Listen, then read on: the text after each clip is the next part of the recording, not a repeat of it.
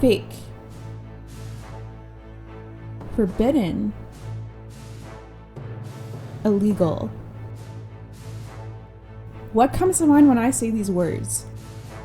That's right, en passant in chess. But did you know that en passant is actually a valid and legal chess move? Well, today we're going to learn all about what en passant is and when you can actually use it so you can stunt on your opponents. So without further ado, let's jump right into the video. What is the en passant rule? So the en passant rule is a special pawn capturing move in chess. En passant is a French expression that translates to in passing, which is precisely how this capture works. Pawns can usually only capture pieces that are directly and diagonally in front of them on an adjacent file. It moves to the captured piece's square and replaces it. This is the regular way a pawn can capture another piece, okay? With en passant, though, things are a little bit different. This type of capture is the only one in chess where the capturing piece doesn't land on the same square as its victim. To perform this capture, you must take your opponent's pawn as if it had moved just one square. You move your pawn diagonally to an adjacent square, one rank farther from where it had been, on the same file where the enemy's pawn is, and remove the opponent's pawn from the board. This is how a pawn captures en passant. So, looks like it starts with them,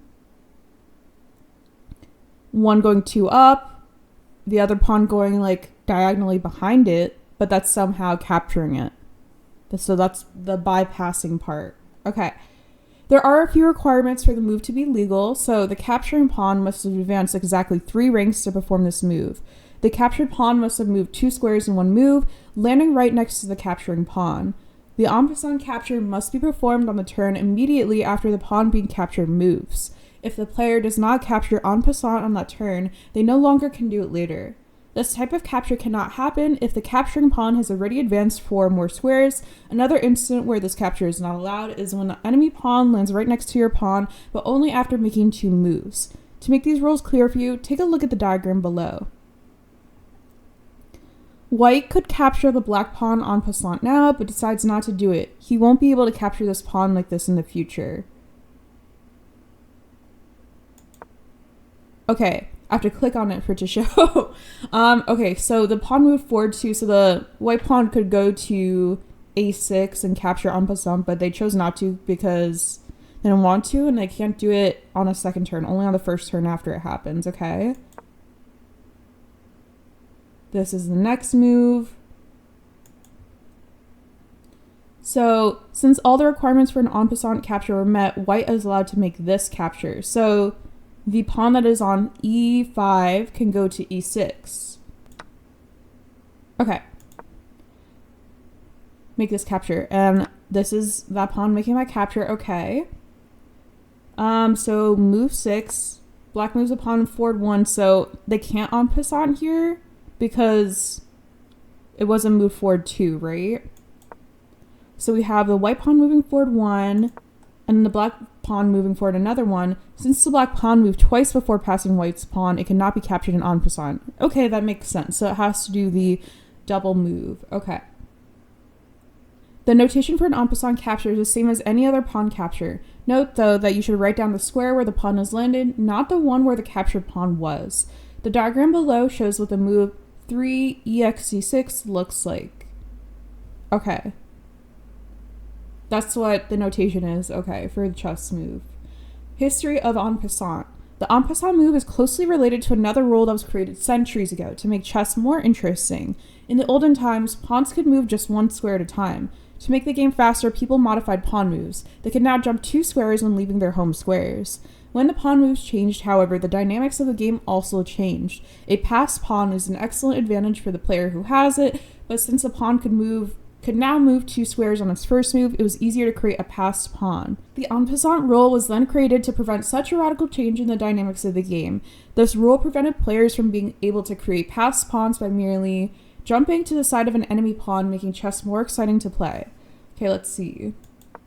So moving your pawn 2 squares would be a great idea if there was no such thing as the en passant rule. Black's pawns would be fixed and you would be able to promote your pawn to queen and win the game easily. With en passant, though, trying to create a passed pawn like this would be the end of white. This is what would happen if black could not capture white's pawn in en passant, and we'll click through the different moves. So we go back to there, and then white kind of just like goes to the end while the king tries to catch up with it. because the other pawns are stalled. Yeah, okay, that makes sense. Examples of en passant in chess games. So, en passant is a typical move observed in many Grandmaster games. Here you can find a few cases where famous chess players use that move. In this game between GM Magnus Carlsen and GM Luc van Velde, Carlsen captured van Velde's pawn in en passant. Okay, let's see. So we'll start with the first move. Okay. Pawn moves forward 2.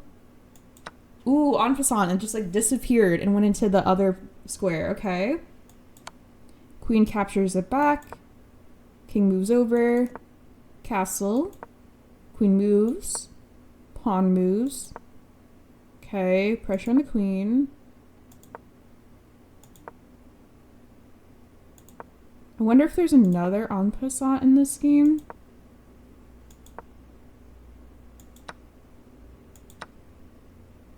Kind of creating this like double pawn effect. Okay.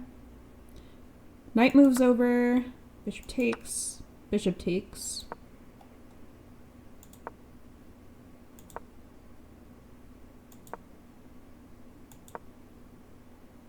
Ooh, is this another en passant? I think it is, right? Because pawn move forward 2. The white pawn is on the right space on f4.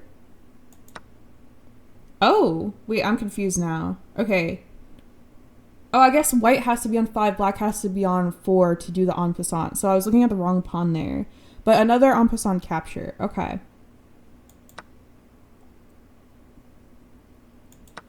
Okay, we're clearing pieces off the board.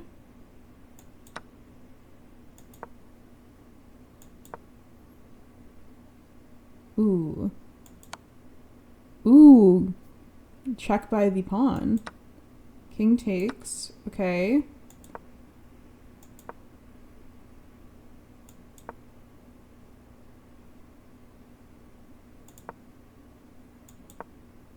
Is there going to be a third en passant capture here?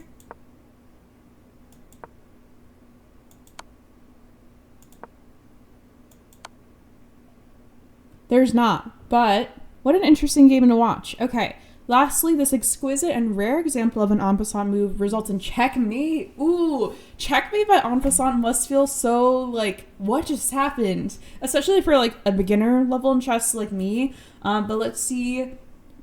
En passant checkmate by Gunnar Gunderson. That must be like a really rare achievement on chess.com. I wonder how many people have gotten en passant checkmated.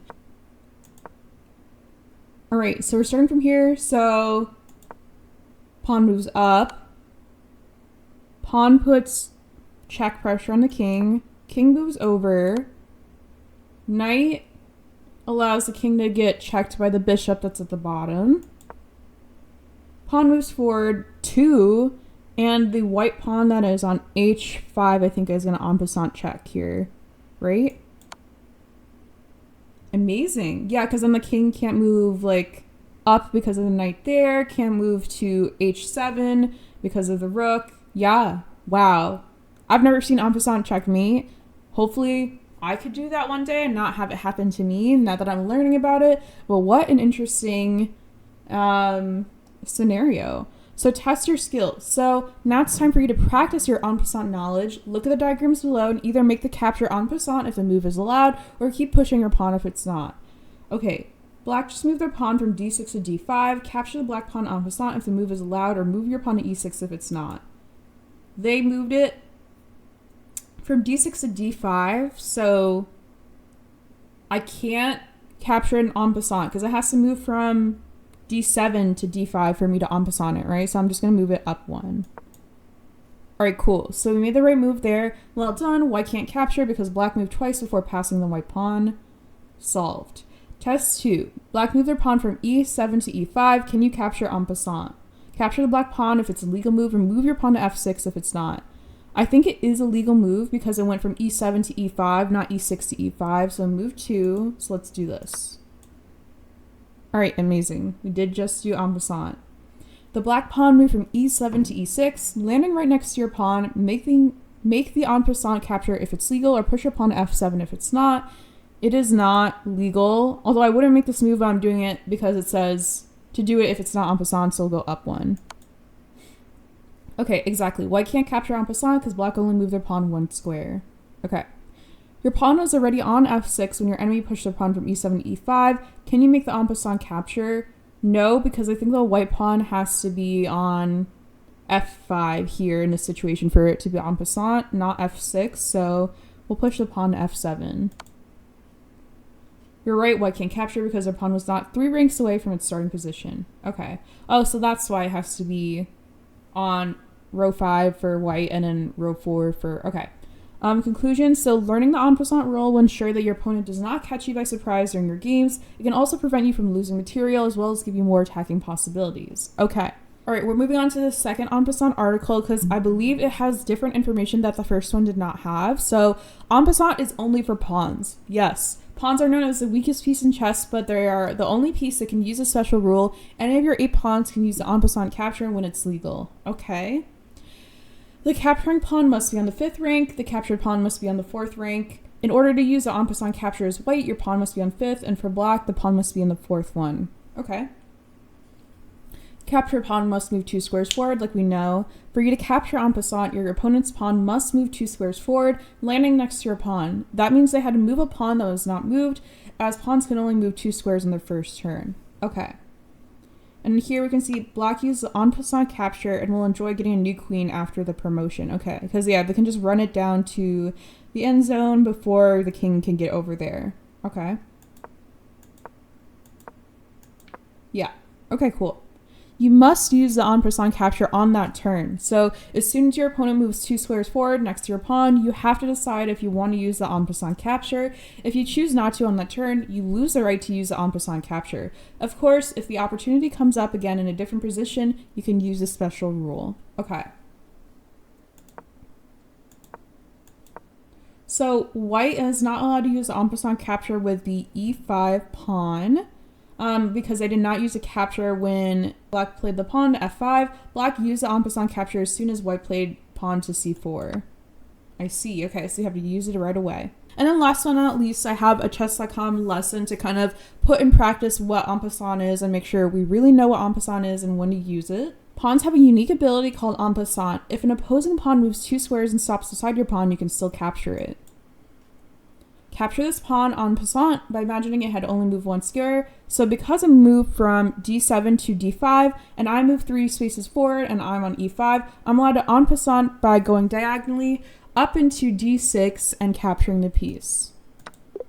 All right, and that's en passant lesson complete. So now that you know en passant is a legal and valid chess move, you can go forward and use it in your games. I'll go forward and hopefully be able to use it in my games and not get confused when it happens to me once or multiple times in a game. So that is going to be it for today. Thank you so much for watching this video of me explaining what en passant is and learning along with me if you didn't already know. If you enjoyed this video, let me know down below. Thank you so much again for watching the video. Don't forget to subscribe to French Vanilla and have a great day.